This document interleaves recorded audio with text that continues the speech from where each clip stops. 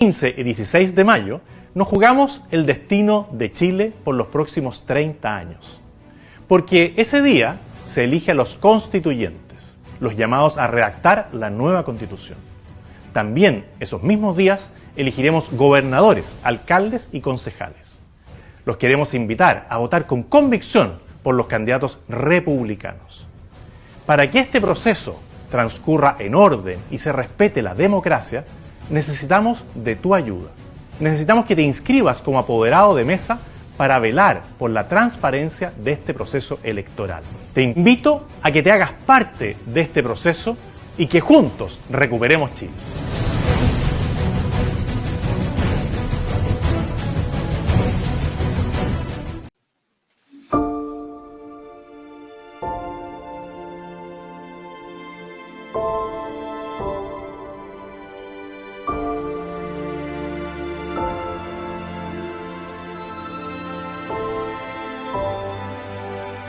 Nuestra Constitución no contempla explícitamente una norma que proteja la soberanía de nuestro mar. Una de las principales tareas durante mi gestión como constituyente será proteger tenazmente cualquier intención de malos políticos globalistas de querer ceder parte de nuestro territorio marítimo a intereses internacionales. Nuestro mar se defiende a toda costa. Soy Freddy Araneda, candidato a constituyente por Tarapacá, XP25. ¡Recuperemos Chile!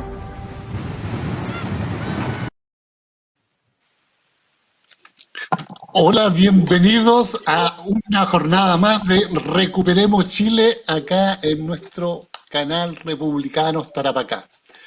Queremos dar un saludo en este 1 de mayo a todos los trabajadores, a las mujeres y hombres que todos los días se levantan a trabajar para llevar el sustento a sus hogares. Y hay muchos que trabajan a honores, como son la mayoría de las mujeres que se quedan en su casa cuidando a su familia. Todos de una u otra forma trabajamos, así que un cordial saludo a todos ellos, ¿no? En esta jornada nos acompaña, vamos a empezar por las damas, Michelle Lavé. Ella es ingeniero comercial, máster en economía de la Universidad Católica, es economista independiente y fue directora del Sistema de Empresas Públicas, CEP, entre otros. Es decir, tiene un currículum muy largo, así que le damos la bienvenida a Michelle. ¿Cómo estás, Michelle? Invitarme a estar aquí con ustedes. Qué bueno.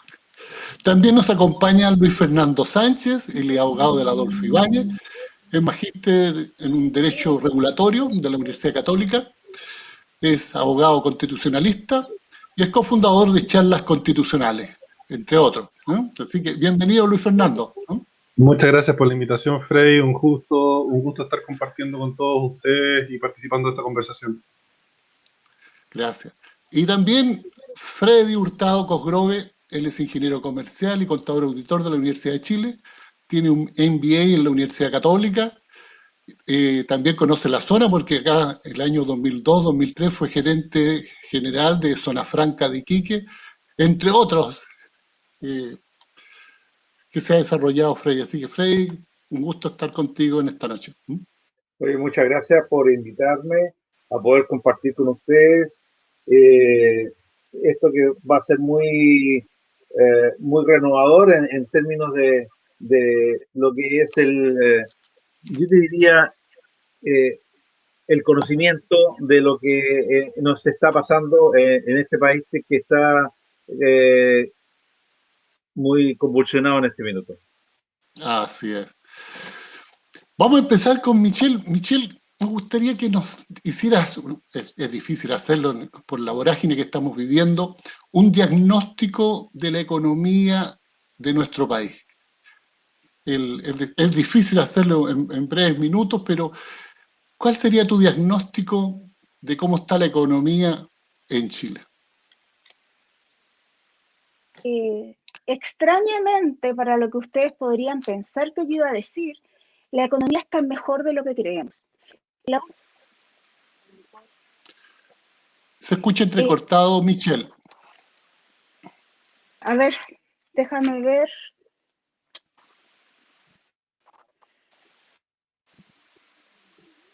Me cambio a al celular, así que ustedes me dicen.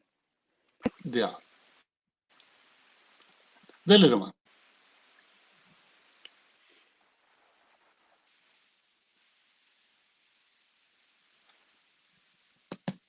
Bueno, Está pese a lo muteada, que, Michelle. Ahí sí, ahí.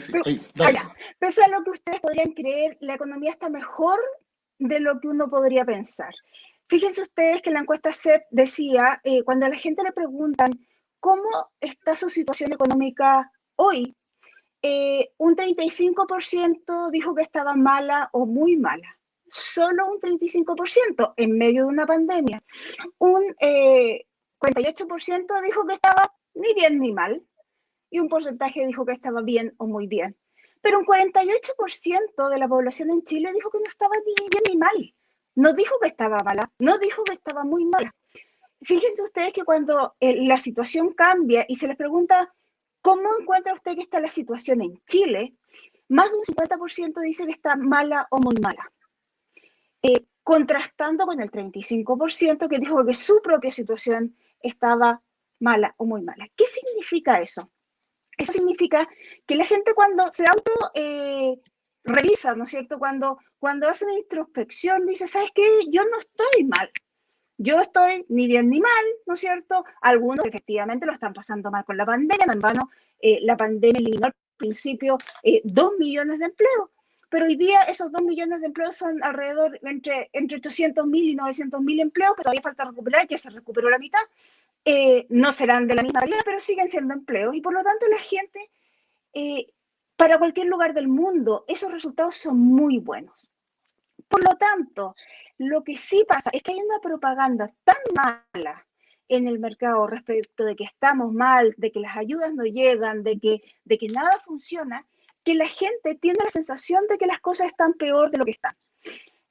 Eso es lo primero. Segundo, efectivamente esta nueva cuarentena, ¿no es cierto?, generó que se retrocediera en términos de generación de empleo, que se retrocediera en términos de base, pero ya empezó de a poco a liberarse las cuarentenas y eso debería ayudar a una recuperación bastante importante de la economía. No van a partir de julio del año pasado, la economía empezó a crecer con mucha fuerza y por lo tanto eso deberíamos seguir viendo en el futuro. ¿Qué es lo que hoy día es la nube negra que nos encontramos? Es incertidumbre especialmente desde el punto de vista político, pero también desde el punto de vista de salud, porque en el fondo estamos esperando que estas vacunas empiecen a hacer efecto, pero y tenemos todos, ¿no es cierto?, puestas todas nuestras fichas en eso, pero siempre es posible que se demore o que pase algo adicional. Y esa incertidumbre existe. Entonces, el diagnóstico, según viéramos, si fuéramos un doctor, diríamos, no está tan enfermo el enfermo. El enfermo no estaba tan mal. El enfermo, cuando uno le pregunta, pero usted cómo se siente, no cómo lo ve su familia, el enfermo dice, no, yo me siento bien, no me siento tan mal. Bueno, la televisión, los medios de comunicación a veces nos asustan con tanto bombardeo y hacen ver como que el enfermo está en la UCI. Entonces, no es tan así, según tu diagnóstico, Michelle. De hecho, fíjense ustedes que el año 2020, de acuerdo a las cifras del Banco Central, el ingreso disponible, que es la plata que está en mi bolsillo, el ingreso disponible de los chilenos en promedio, yo insisto, hay un porcentaje de gente que sí lo está pasando mal y es natural. Estamos en la peor recesión después de los años 30 en el caso del mundo y después de los años 80 en el caso de Chile. Pero aparte de esa gente, en promedio la población en Chile tuvo un 12% más de ingreso disponible el año pasado que el año 2019. Eso es una cifra muy grande de crecimiento en el ingreso que tienen las personas en su bolsillo. Efectivamente, mucho tuvo que ver con los 10% que se entregaron, pero se entregaron, es parte de la realidad, y por lo tanto esto de que los 10% se gastaron en comida porque la gente no tenía que comer tampoco es cierto. Un 62% de esos 10% está ahorrado en los bancos en cuentas corrientes. Freddy, de acuerdo a lo del que Banco dice Central. Freddy Hurtado, ¿Ah? ¿Me Sí, escuchas? yo comparto un poco el diagnóstico de Michelle, pero hay una parte que es bueno destacar, ¿ya? Eh, es cierto, la pandemia nos ha golpeado, pero ha golpeado fuerte, ¿ya? Yo diría al rango, al segmento CD o DE, digamos, ¿ah? Que es la que lo está pasando mal. De una u otra manera, la pandemia nos ha llevado a que hagamos cuarentena, nos encerramos en las casas y eso ha permitido que la gran mayoría de las empresas tenga teletrabajo. Por lo tanto, yo diría que a nivel de profesionales, ya prácticamente son pocos los que han perdido su fuente laboral. Y el problema está en la capa más baja del estrato social nuestro. Y eso es donde se han focalizado las ayudas del Estado, ¿ya? Pero que en realidad nos da como conclusión que las cifras que tenemos respecto de la baja en el desempleo, estamos en el 10,4%. Es alto, es cierto, pero no estamos en una crisis descontrolada, ¿ya? Por otro lado, los primeros dos retiros de la AFP llevaron a que se paliara en gran parte el problema económico de la gente. Es cierto que de ahora en adelante los retiros van a ir mermando un sistema que por lo demás yo lo encuentro bueno, pero es opinión personal, pero va a ir mermando el sistema porque ya los que ya no tienen nada más que sacar y eso esperan la ayuda del Estado.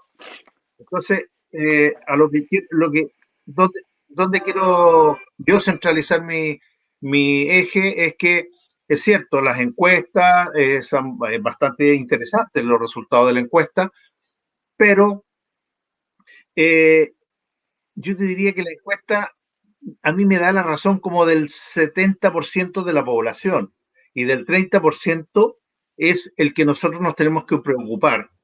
Y a eso tenemos que ver la forma como ayudamos a ese 30%.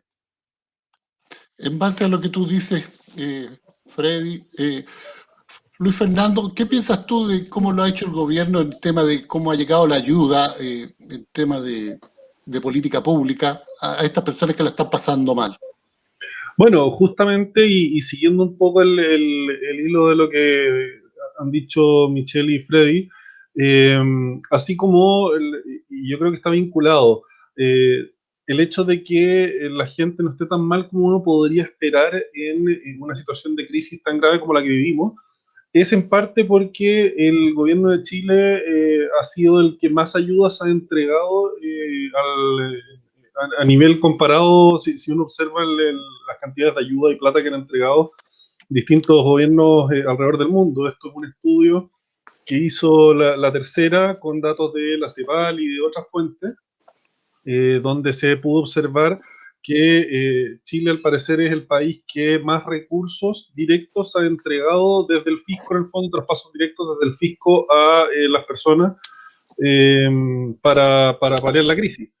Entonces, en números, en el dato real, Chile es un país donde el gobierno ha contribuido bastante a permitirle a las personas a sobrellevar esta crisis sin que su situación llegue a niveles tan difíciles considerado el contexto, donde, tal como decía Freddy, la gente más vulnerable, principalmente las personas que se desempeñan en trabajos físicos o trabajos muy expuestos en el fondo al contacto con otras personas, han dejado de percibir ingresos, muchos de ellos.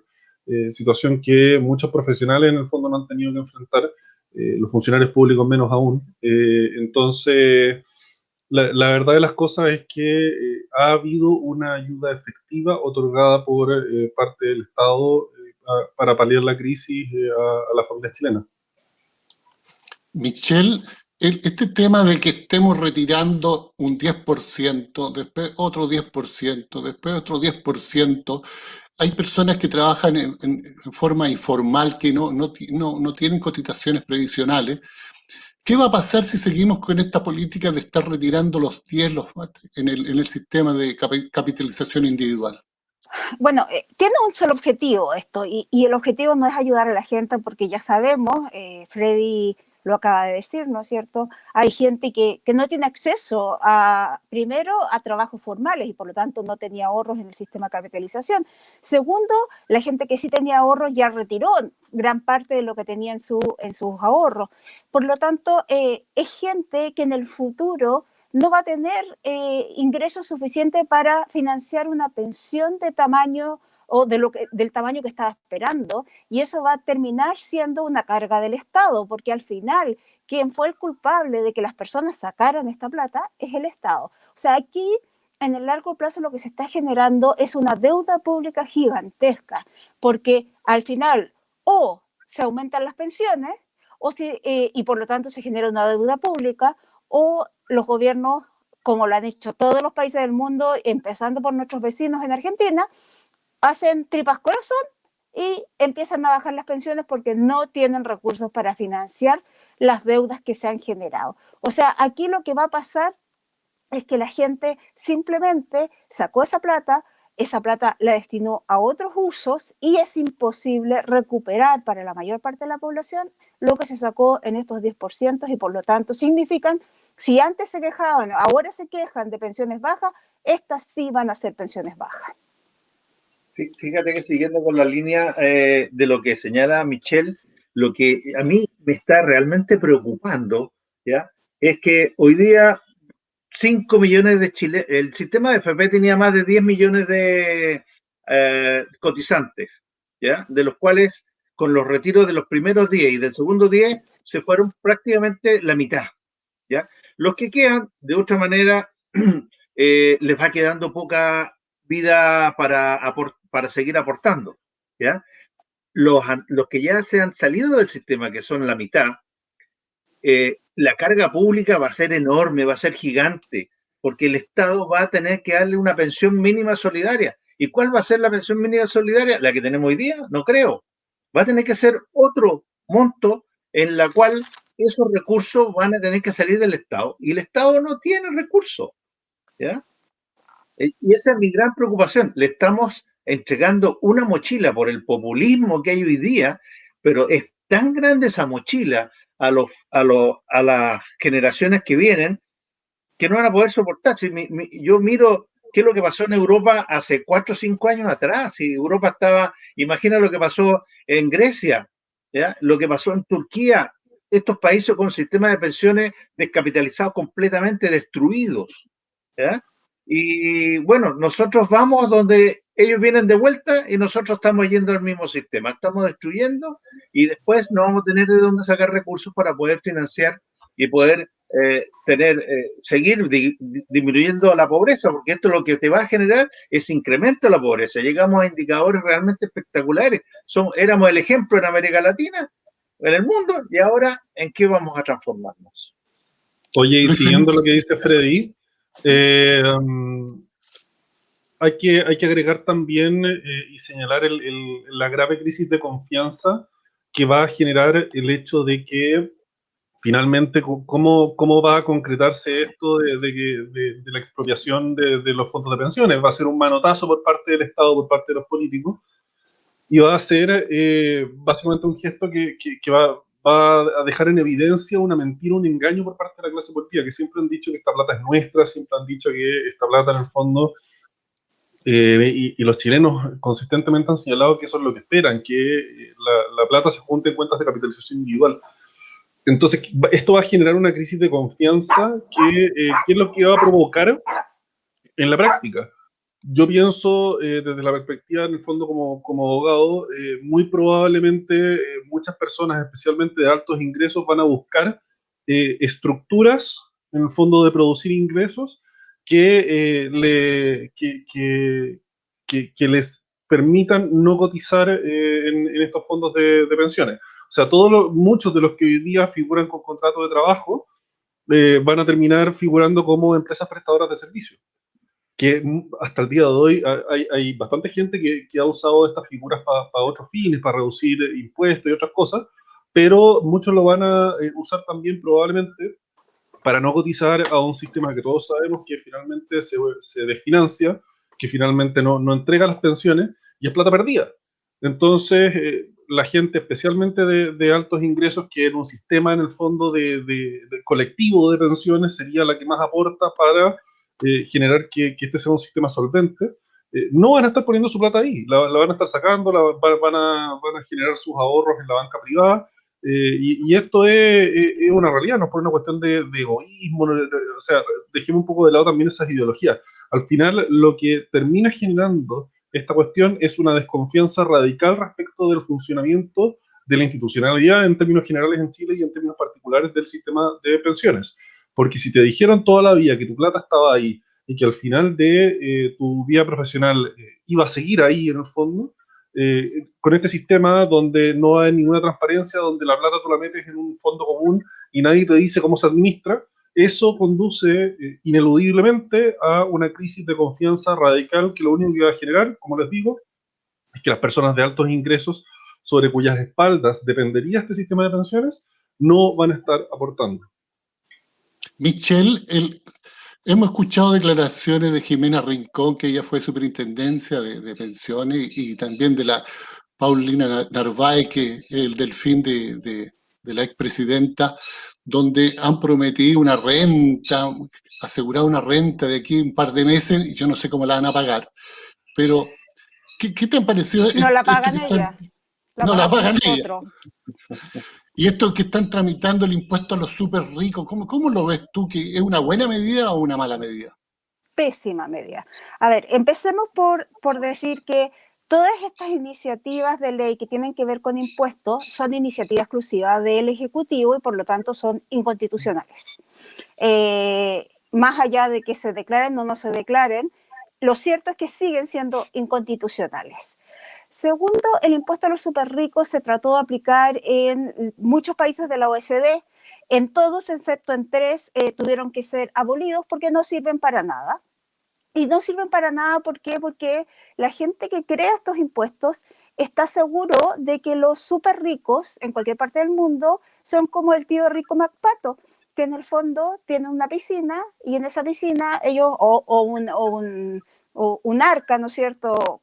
Pónganle ustedes el nombre que quieran y ahí tienen los lingotes de oro guardados. La verdad es que los súper ricos lo que hacen es que tienen su plata invertida y mucha de su plata invertida está invertida en empresas, no es líquida. Por lo tanto, cuando tú le cobras un 2%, ¿de dónde saca la liquidez para pagar ese 2%? Aparte de los problemas técnicos de cómo vas a medir cuál es la riqueza. Las empresas que cotizan en bolsa es fácil porque es número de acciones que tiene la persona por el precio. Pero ¿qué pasa con las empresas que no cotizan en bolsa? ¿A quién van a contratar para decir cuánto vale esa empresa? ¿Qué pasa si está en el margen entre los 22 millones? El tema es sumamente complicado. Probablemente al Estado le va a salir más caro medir la riqueza de los súper ricos que lo que le va a poder recaudar de los súper ricos. O sea, no tiene un sentido. Aumentar el impuesto a la... Bueno, y adicionalmente los incentivos, lo que ha pasado en todas partes del mundo que se han puesto impuestos a los súper ricos es que los súper ricos se van. Si ellos no tienen la plata en Chile, la tienen afuera. Entonces, al final no pagan nada igual. Segundo, adicionalmente a eso, tampoco van a invertir en Chile porque dejó de ser confiable. Lo mismo pasa con el impuesto a la renta, este aumento transitorio de 27 a 30%. Primero, no es constitucional porque nuevamente es una iniciativa, es una moción parlamentaria, no es una iniciativa del Ejecutivo. Segundo, justamente cuando necesitamos inversión, porque necesitamos generar empleo, vamos a ahuyentar la inversión. ¿Por qué? Ahí está el segundo tema. No solo los ricos no tienen arcas donde guarden la plata, sino que además los inversionistas no invierten porque les sobra la plata. Lo que hace el inversionista es que busca la mejor rentabilidad de sus inversiones. Y cuando compara, no solo compara en Chile, compara con otros países donde puede invertir. Y si es que nosotros subimos los impuestos y el resto de los países los está bajando, como es la realidad, o los mantiene, como son otros países, entonces no voy a invertir en Chile, voy a invertir en países que están manteniendo los impuestos y que son más bajos que Chile, o países en que están bajando los impuestos. Además, agregarle este tema de que estamos como en una olla a presión, yo pienso que esto ahuyenta también al inversionista al no tener un rayado de cancha a largo plazo, porque yo recuerdo que dijeron que iban a hacer el retiro del 10% por única vez, por única vez. Ahora están diciendo, vamos a hacer un impuesto a los súper ricos por una vez, por una vez. Entonces, a nadie le garantiza que esto va a ocurrir. ¿Tú qué piensas al respecto, Freddy, de Sí. estas políticas que están tomando nuestros queridos políticos? Bueno, son frases para la galería, como diríamos en nuestros tiempos, ¿ah? Populismo puro. L- Esto, la verdad es que poner un impuesto a los súper ricos, la verdad es que aporta harto poco, ¿ya? Porque de partida los súper ricos ya, como decía Michelle, las inversiones las tienen en parte en Chile, pero la gran mayoría las tiene fuera también, ¿ya? Si todos los súper ricos tienen family office, tienen todas sus inversiones fuera, ¿ya? La liquidez que tienen es muy baja porque obviamente están buscando siempre oportunidades y lo que buscan es rentabilizar su dinero, ¿ya? Y las empresas en Chile, para entrar a calcular cuánto patrimonio tienen, van a tener que, a las empresas que cotizan en bolsa, como dice Michelle, es fácil, pero las otras van a tener que irse por el capital, el patrimonio de las empresas, porque nadie va a entrar a hacer un flujo proyectado para ver cuál es el valor presente de esa inversión. Por lo tanto, entrar a calcular el aporte de los súper ricos va a ser muy bajo. Y además el súper rico, si tiene que aportar dinero, lo que va a hacer, va a liquidar parte de su empresa. Y eso no va a generar empleo. Por lo tanto, es una política nada más que con el fin de quitarle a los ricos para darle a los pobres. Y la verdad es que siempre las platas terminan ahí medio difusas y no llegan donde tienen que llegar. No van a llegar, digamos. Por lo tanto, para mí esa es una política muy, muy mala. Es para la Gracias, Freddy. galería. Es para la galería, así es. Michelle, ¿qué piensas tú? ¿Que esto nos estamos farreando algo con esto? Nos estamos forrando nuestro futuro. Yo creo que aquí hay un grupo de parlamentarios sumamente irresponsables que en vez de pensar en el país, en vez de pensar en el pueblo chileno, están pensando en sus votos y no se dan cuenta que con estos ofertones, con estos cambios de leyes que están haciendo, primero están destruyendo nuestra institucionalidad y segundo, están destruyendo la capacidad de crecer y al destruir la capacidad de crecer de la economía, lo que hacen es inhibir la creación de empleo. Por lo tanto, lo que están haciendo, tratando de ganar más votos con estos ofertones populistas, es directamente empobrecer a los chilenos. Y aquí los que sufren no van a ser ellos, porque ellos tienen sueldos millonarios, va a ser la gente que tiene menos recursos. Y al final, la gente con menos recursos es la que más sufre siempre. Por lo tanto, como el resto de los parlamentarios, el resto de los chilenos tenemos que parar espiral populista. Tenemos que ser capaces de frenar y decirle a estos parlamentarios irresponsables que no se dan cuenta de la pobreza que están generando, que el resto de los chilenos sí nos hacemos responsables de la gente que tiene menos recursos y que por lo tanto no estamos dispuestos a apoyarlo. Y además los políticos están teniendo una muy baja calificación de parte de la ciudadanía. Estamos viendo que los partidos políticos están marcando un 2% y los políticos están marcando aproximadamente lo mismo. Entonces, esas Pero personas son están patúos, no legislando. les importa. Así Pero hay, es. hay una cosa que yo quiero decir que es súper importante de la encuesta de la CEP y que me dejó muy tranquilo, ¿ya? Porque uno ve tanta noticia, ve tanta televisión, cosas van, cosas vienen, cosas muy malas. Uno cree que poco menos que el mundo se nos viene encima. La verdad es que después de haber leído los resultados de la encuesta, y yo veo en esta campana de Gauss, ¿ah? En que la extrema izquierda tiene un porcentaje, pero el pueblo chileno, y lo digo con esa fuerza, está centrado en el medio, ¿ya? Y el pueblo no es tonto. Entonces, si uno dice, el centro más la derecha, ¿ya? Créanme, tenemos el 70% del país que va a votar por cosas cuerdas.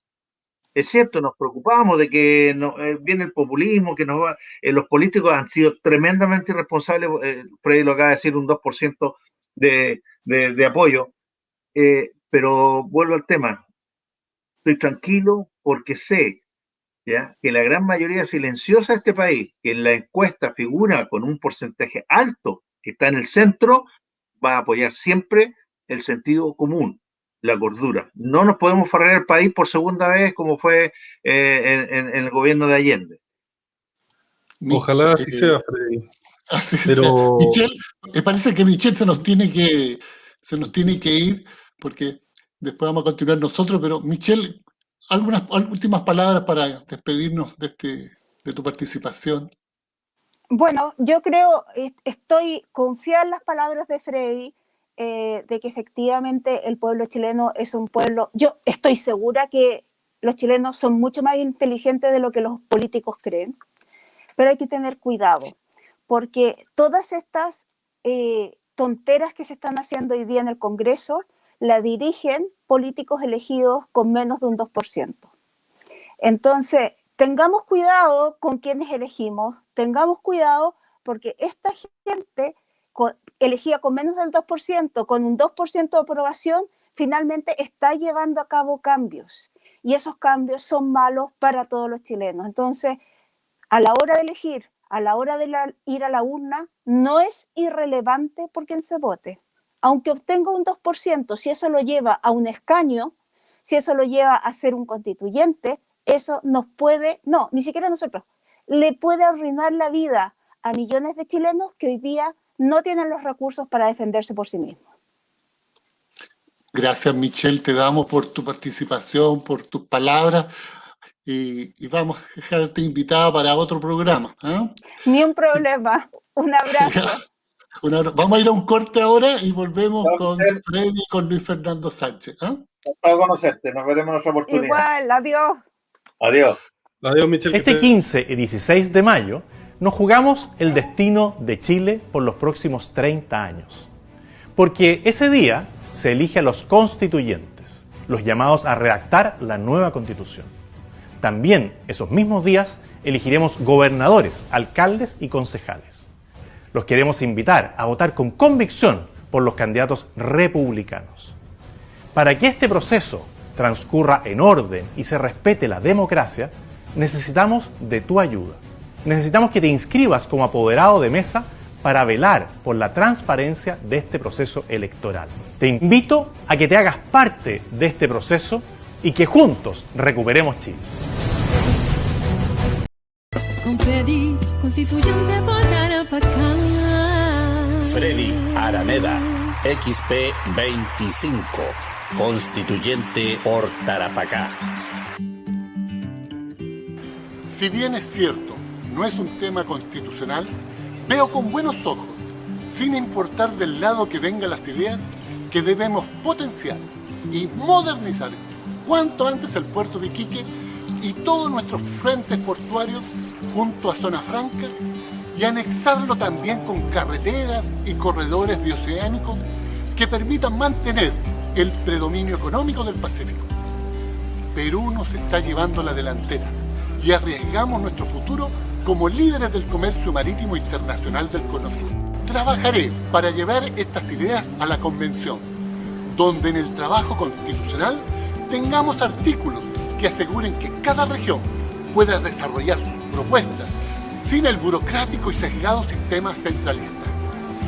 Soy Freddy Araneda, candidato a constituyente por Tarapacá, XP25. ¡Recuperemos Chile!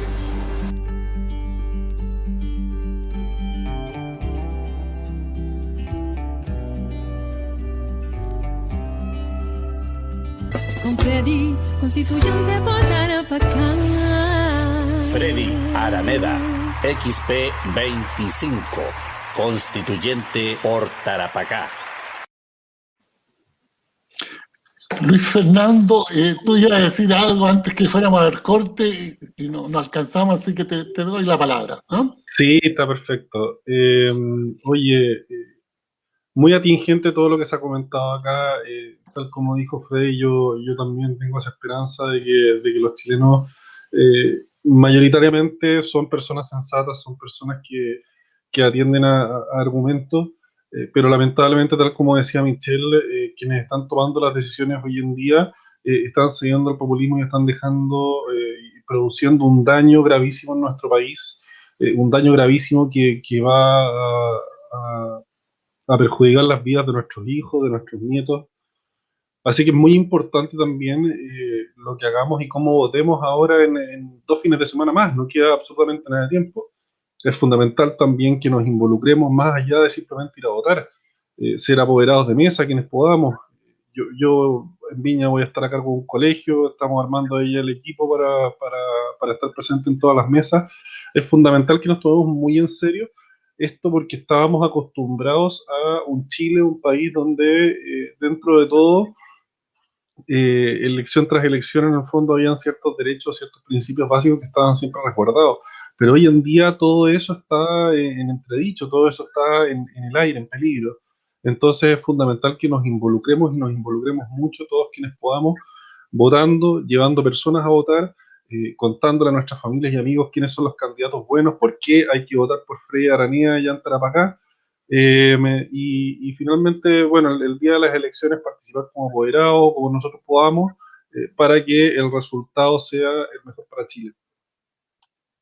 Freddy, viendo este tema de cómo tenemos la economía acá en nuestro país, ¿qué piensas tú al respecto? ¿Que estamos viviendo solamente del cobre? ¿Estamos viviendo solamente materias primas?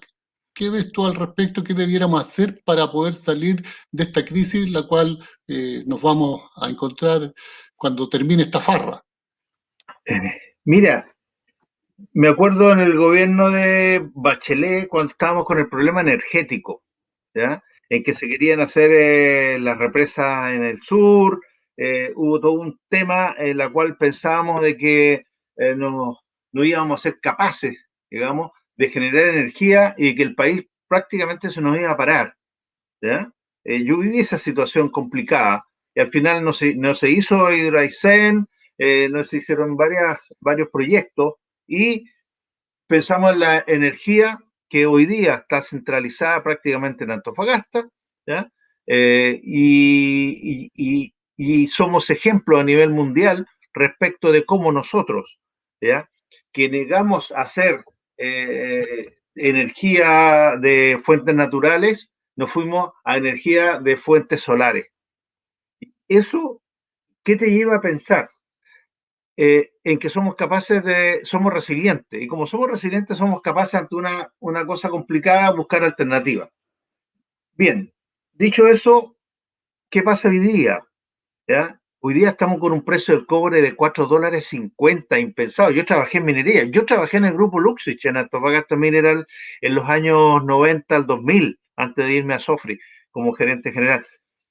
Y vivíamos, y el precio del cobre, oye, era $1, era el costo caja prácticamente. Sobrevivimos.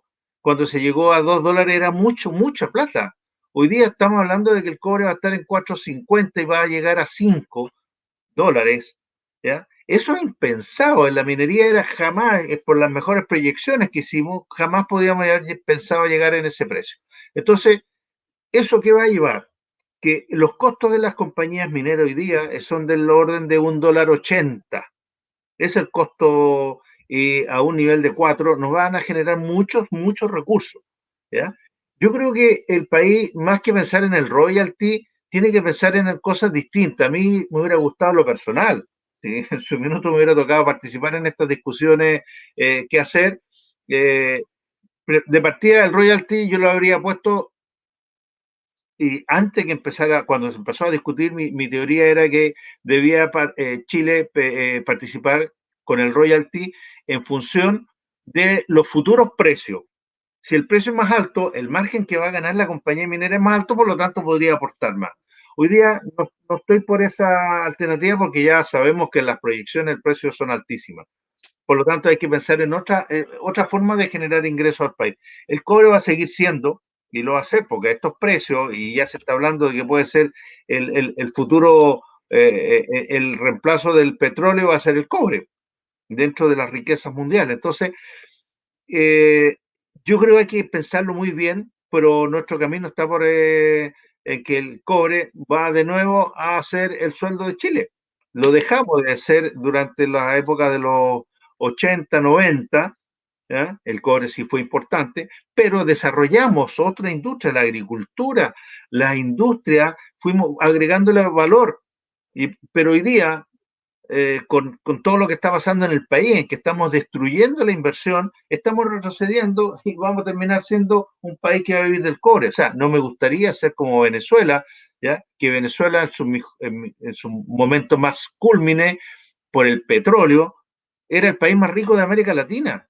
Y miren cómo lo destruyeron. Trataron de trucar a esa vaquita lechera y hoy día, en que el precio del petróleo está en cuanto, en 60, 70 dólares, el país está destruido completamente. Y a nosotros en el cobre tuvimos un bajón, nos recuperamos, porque la economía tiene sus curvas, ¿ya? Sube y baja. Hoy día vamos en el alza y eso nos va a permitir, Dios quiera, digamos, que esta mochila que le estamos dejando a los jóvenes, ¿ya? Con el sistema de pensiones, pudiéramos realmente recuperarnos vía destinando recursos de la gran minería a financiar parte de este gran hoyo que le vamos a dejar a los jóvenes. Luis Fernando, Freddy estaba hablando sobre la diversificación de la matriz energética. Es cierto, antes solamente vivíamos de centrales térmicas, de centrales hidroeléctricas, pero ahora tenemos varias centrales fotovoltaicas, ahora hay algunas que están haciendo eólica, y Chile se vislumbra como un buen futuro para el tema que es lo que es hidrógeno verde, porque para el hidrógeno verde necesitamos energía limpia, es decir, fotovoltaica o eólica, tenemos agua, tenemos los puertos cerca. ¿Qué tendríamos que hacer en la Constitución para que poder desarrollar estas iniciativas en las regiones y no estemos solamente viviendo de este mundo centralista que nos diga qué hacer, sino que las regiones puedan tener mayor participación en cómo desarrollar sus propuestas en formas locales? Mira, eso pasa por distintas cosas que deberían regularse a nivel constitucional, no tanto directamente el tema de la matriz energética, porque eso es más un tema de política pública. Yo creo que tiene que estar entregado a las definiciones que se toman a nivel de gobierno, dependiendo de la situación contingente, en el fondo, dependiendo de los costos de producción de cada uno de los métodos o mecanismos de producción de energía. Hoy día ocurre una cuestión que es muy positiva, que es que los costos de producción de energía limpia han disminuido un montón. Entonces, hoy día es viable una cosa que hace unos pocos años era una locura. En el fondo, se puede pensar en que nuestra matriz energética fuera de forma muy relevante, que hubiera una participación muy relevante de las energías renovables no convencionales. Pero eso tiene que estar sujeto a cuestiones de política pública, en el fondo a los costos o también a cómo va progresando la ciencia y la tecnología. Lo que sí se puede definir a nivel constitucional es, por ejemplo, respecto de la descentralización, entregarle más atribuciones a los gobiernos locales para que, como tú dices, Freddy, efectivamente se puedan tomar estas definiciones también a nivel local.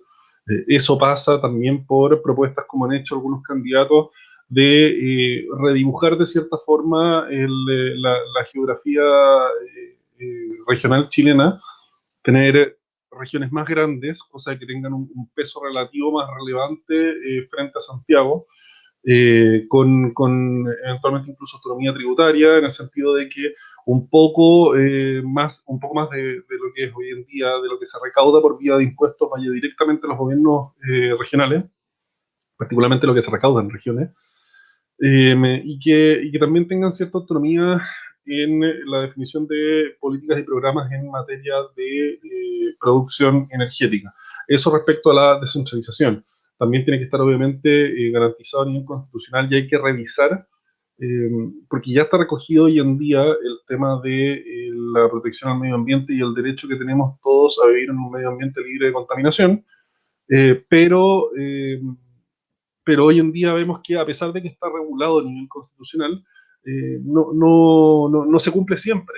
Tenemos situaciones como la de Petorca, como la de muchos lugares en nuestro país, que están absolutamente saturados de contaminación, y el hecho de que nuestra Constitución establezca tan claramente que tenemos derecho a vivir en un medio ambiente libre de contaminación no se concreta.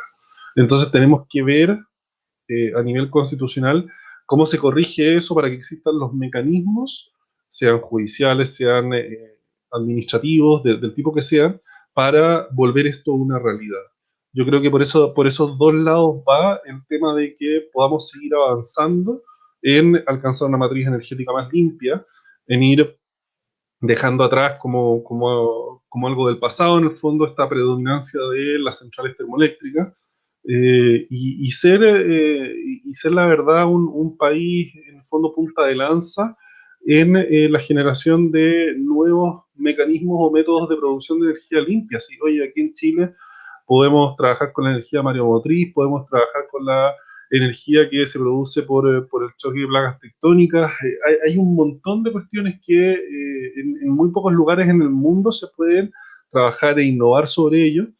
Y Chile es un lugar que tiene una geografía privilegiada para innovar y experimentar con estos métodos de producción de energía limpia, con la energía del mar, con la energía de los volcanes, con la energía de las placas tectónicas.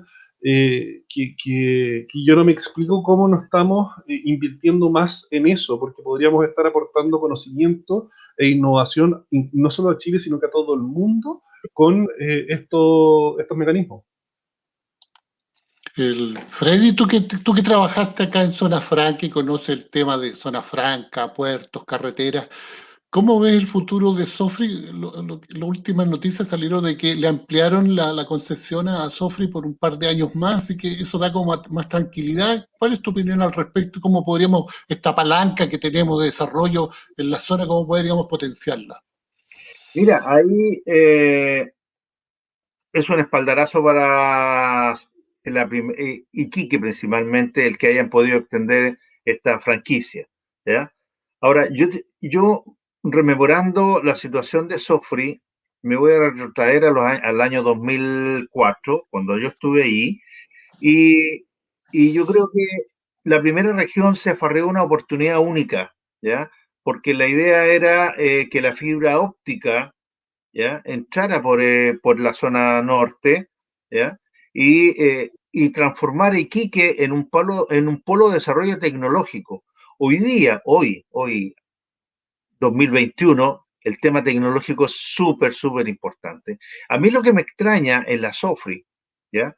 Que con todo lo que se ha innovado en tecnología desde el año 2004 a la fecha, en la cual pudimos ser un polo tecnológico, no lo fuimos, ¿ya? Pero parece que las cosas se olvidaron. Y hoy día, ¿qué vemos?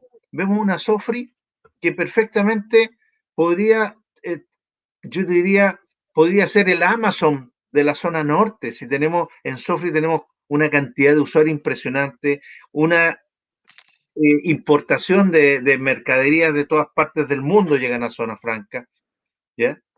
¿Por qué no fuimos capaces de visualizar eso y habernos transformado en el Amazon de la zona norte? ¿Ya? Hoy día, en pandemia, la Sofri estuvo cerrada y ha estado cerrado varios meses. ¿Cuánta gente le hubiera gustado haber comprado muchas cosas, ¿ya? a Sofri y le hubiera llegado a su domicilio? ¿Ya? Pero no se desarrolló la tecnología, tampoco lo anticiparon Zona Franca. Yo creo que tienen hoy día la oportunidad de hacer muchas cosas, porque no solamente la Sofri está radicalizada pensando en Iquique, sino que tenemos que pensar en la importancia que tiene para Bolivia, para Argentina. Hay una cosa importante, cuando salió la Zona Franca en Tacna, pensamos que con eso, oye, hasta ahí llegaba la Zona Franca en Iquique, y eso nos ha aprendido, nos ha prosperado. ¿Y nosotros cuántos años llevamos? Desde el año 83, yo estuve el 81 estuve en Iquique y ya estaba la Zona Franca. Estamos hablando del 78 cuando empezó la Zona Franca. El 81 yo estuve en Iquique como gerente del Banco Español Santander después, ¿ya? La Zona Franca estaba ahí empezando fuerte, nos pilló la crisis, por supuesto, pero la Zona Franca, imagínate, del 80, lo que creció el año 2000, y lo que ha llevado al 2021 como que se estancó. Yo creo que ahora hay que darle un espaldarazo. Tienen que trabajar muy fuerte en un foco tecnológico. Los puertos que tiene, oye, si esto de que estamos al frente de Asia, estamos al frente de Asia, es casi línea recta del Asia-Pacífico hacia Iquique. Una vía marítima directa, una carretera directa, que ahí perfectamente tenemos que crear los lazos para que teniendo un puerto de primera, una SOFRI eficiente respecto del sistema de distribución logística, si la logística es lo más importante, ¿ya? Y en SOFRI yo sacaría todo lo que son temas de vehículos a alto auspicio, que se vaya a alto auspicio, o sea, que todo eso limpie la zona franca, ¿ya? Porque además está contaminando los terrenos de abajo, llévenselo a alto auspicio, todo lo que es vehículos, chatarra, etcétera, ¿ya? Sáquenlo de ahí, ¿ya? O a otro lugar, porque además la zona franca tiene los terrenos cedidos, ¿ya? Cerca del aeropuerto. No sé, no me acuerdo en este minuto cuántas hectáreas de terreno tiene autorizada por bienes nacionales. Entonces, hay cosas que se pueden hacer, hay mucho que se puede hacer y darle un vuelco a la zona franca, pero algo que lo potencie, realmente lo potencie, lo catapulte a nuevas cosas, digamos. Por lo tanto, tienes puertos, tienes un sistema que está consolidado. Ahora lo que tiene que hacer es introducir la inteligencia de negocio, ¿ya? Ingeniería, inteligencia de negocio, fundamentalmente, inteligencia artificial. Ahora, hay muchas cosas que se pueden hacer para que darle un boom y transformarla no solamente en un polo de desarrollo, sino en un polo de desarrollo tecnológico. Hay mucho que aportar en esa parte. Correcto. Yo recuerdo lo que tú mencionabas, Freddy, porque yo trabajé en Entel durante 10 años y estábamos con ese tema de desarrollar, llegar con la fibra óptica a zona franca para hacer un polo de desarrollo, como un data center grandote ahí.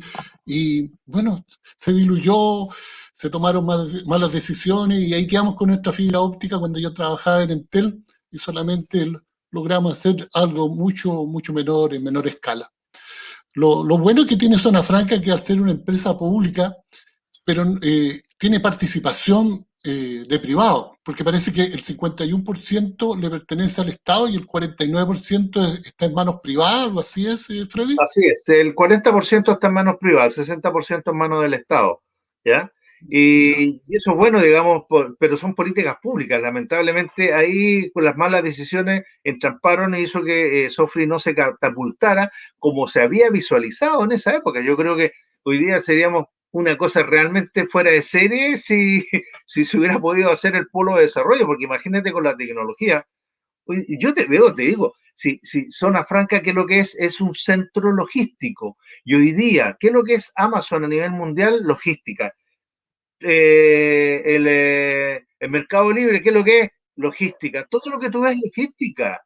En China, fíjate, mira, yo hace 2 años atrás, recorrí todo el sudeste asiático, estuve 2 meses entre Vietnam, Laos, Camboya y China, digamos, ¿ya? Y fíjate cómo China, cómo los chinitos que hacían sus cositas y no tenían mercado, cómo esas personas que no tenían mercado se catapultaron con el Amazon chino, ¿ya? Porque ¿qué es lo que hizo este chinito? Le dijo, oye, mira, si yo te puedo vender tu producto, ¿ya? Una gente, oye, pero si estos fabricaban sus productos en sus casas, ¿ya? Pero no, tenían poco volumen porque no podían vender mucho, digamos. Pero cuando la empresa logística los llama y le dice, pero si yo te puedo promocionar tu producto, ¿ya? Y yo te lo puedo vender, ¿ya? Tú lo único que tienes que hacer es producir, entregármelo y yo lo vendo. Oye, le solucionó la vida a muchos. Oye, pero si el sudeste asiático está lleno de talleres pequeños, ¿ya? Familias que, cuando tú emprendes un negocio, ¿cuál es tu problema? La comercialización y venta. Oye, tengo que ir a golpear puertas con uno o lo otro, ¿ya? Aquí no tienes que golpear puertas en ningún supermercado, ninguna tienda grande, porque el consumidor que es uno, entra a la aplicación, a internet, quiero comprar tal producto, encuentro lo que quiero y lo compro. Eso es innovación, eso es desarrollo, es catapultar, digamos, el concepto. No sé, hay mucho que hacer en eso, mucho que hacer. Es muy interesante. Luis Fernando, este tema de que Sofri sea una alianza entre particulares y el Estado, ¿cómo lo ves tú con estas empresas del Estado que no están siendo muy eficientes? Por ejemplo, tenemos un Televisión Nacional de Chile que está quebrado, que todos los días hay que inyectarle 60 millones de pesos. Tenemos una ENAP quebrada, tenemos un Codelco que está capturado por grupos de intereses sindicalistas, puede ser como la caja pagadora del gobierno de turno. ¿Cómo lo ves tú este tema de estas alianzas privado-públicas? Mira, lamentablemente, Freddy, aquí en Chile tenemos una clase política y burocrática muy anclada en recetas del pasado. Recetas del pasado que nunca funcionaron y siguen sin funcionar, como es, por ejemplo, esto de las empresas estatales y la idea de que el Estado, en el fondo, tiene que concentrarse en un rol administrador de negocios, lo que es francamente absurdo, porque el rol del Estado, si tú ves jurídicamente, eh, el Estado, dado que administra platas de todos los chilenos, platas que no son de ellos, está sujeto a normas muy estrictas de probidad, de administración, de transparencia, que hacen todos los procesos más lentos, ¿ya? Esto, con toda la eficiencia del mundo, no vas a lograr llevar el Estado en ningún país, no solo en Chile, en ningún país vas a lograr llevarlo al mismo nivel de cómo funcionan las empresas privadas. Y hoy día, en el mundo en que estamos, necesitamos dinamismo en las empresas, tal como nos decía Freddy recién sobre lo de la Sofri. Ahí lo que necesitamos es innovación, es gente creativa que se le ocurra en el fondo como los cambios que son necesarios y que los implemente. Y eso solo se logra en el sector privado, con las dinámicas del sector privado.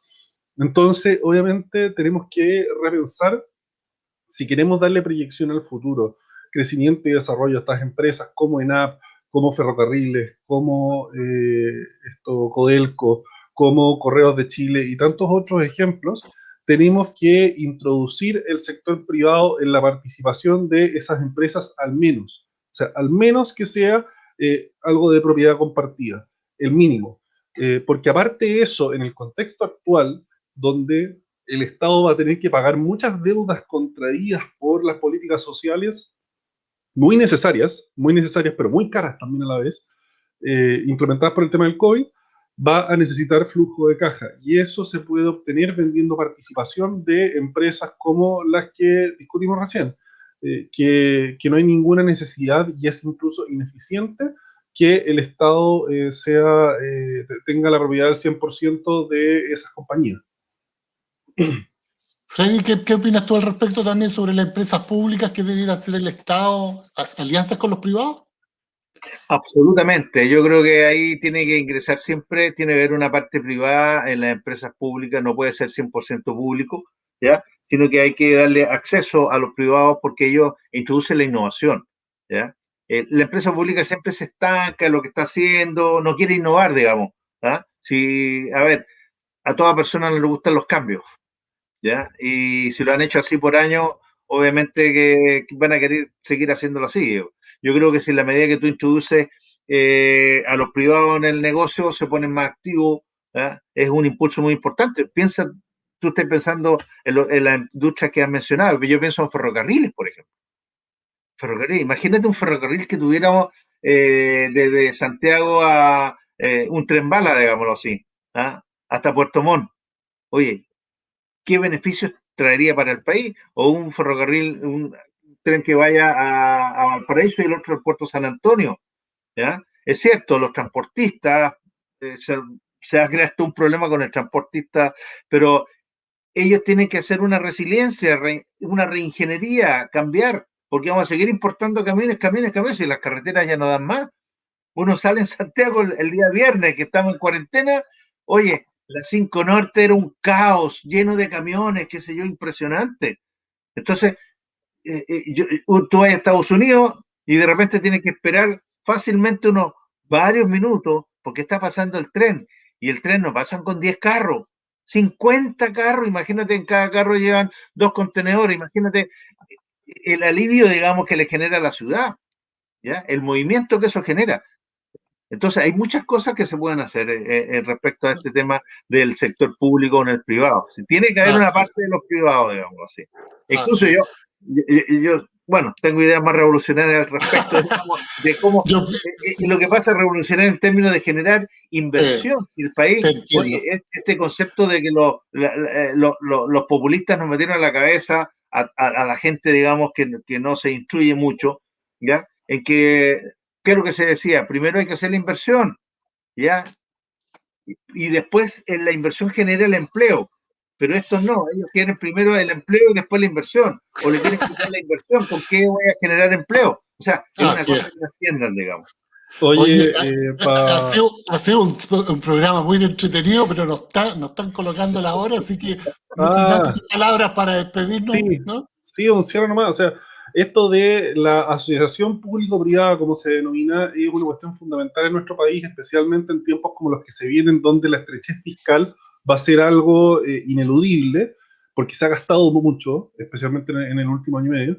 Entonces necesitamos encontrar formas para que el Estado entregue soluciones a la ciudadanía, soluciones de mayor calidad incluso que las que existen hoy en día, con capitales privados, como son los sistemas de concesiones, como son las asociaciones en construcción de empresas de propiedad compartida, etcétera, etcétera.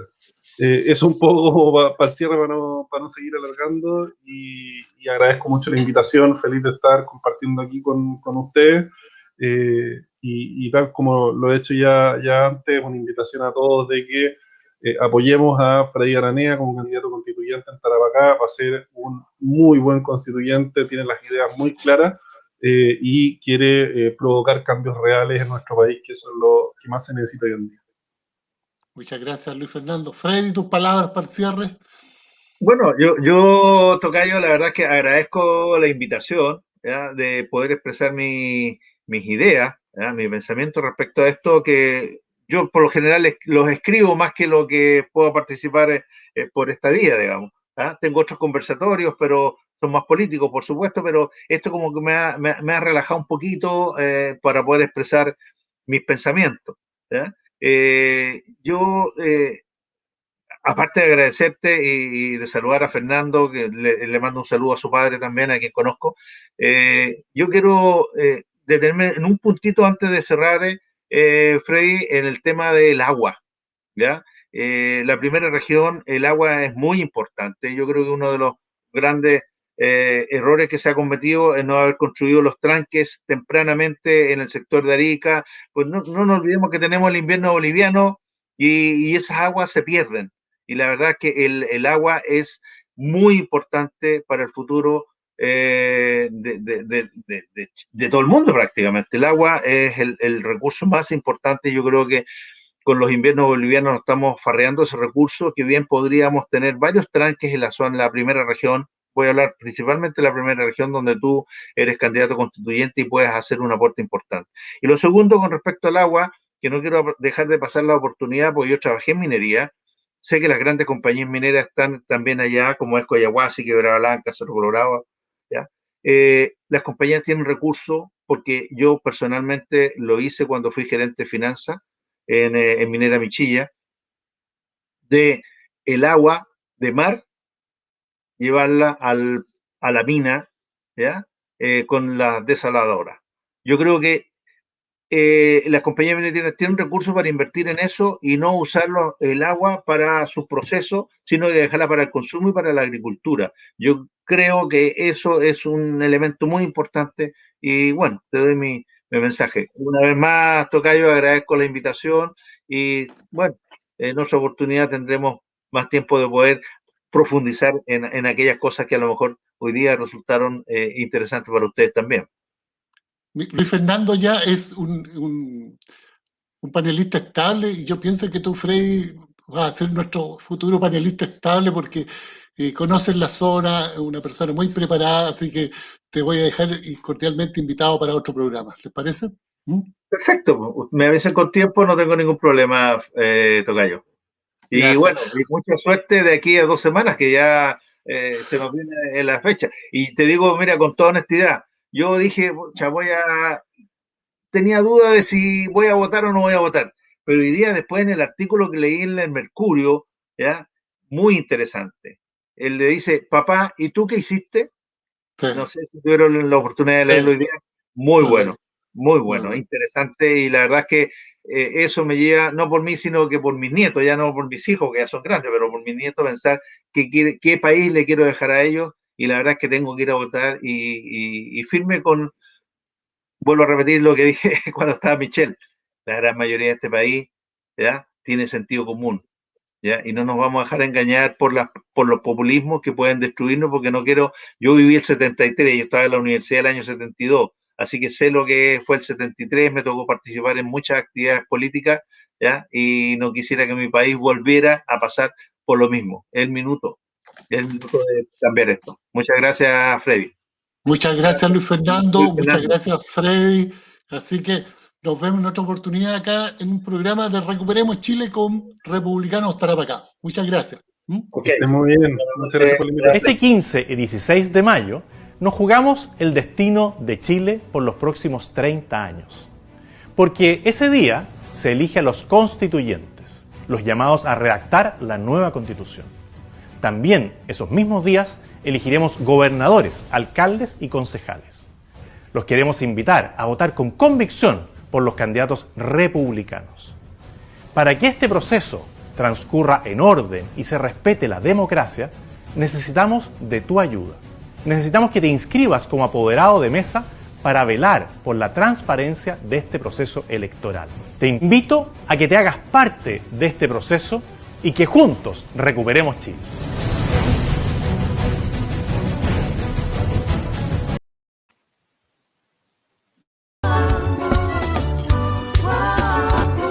Comprende la nada y con fe mejor tenemos de construir un estado eficiente al servicio de la gente, libre de corrupción, libre de corrupción, un estado eficiente al servicio de la gente, libre de corrupción, viva la mil y paz, con Freddy, constituyente por Tarapacá. Freddy Araneda, XP25, constituyente por Tarapacá.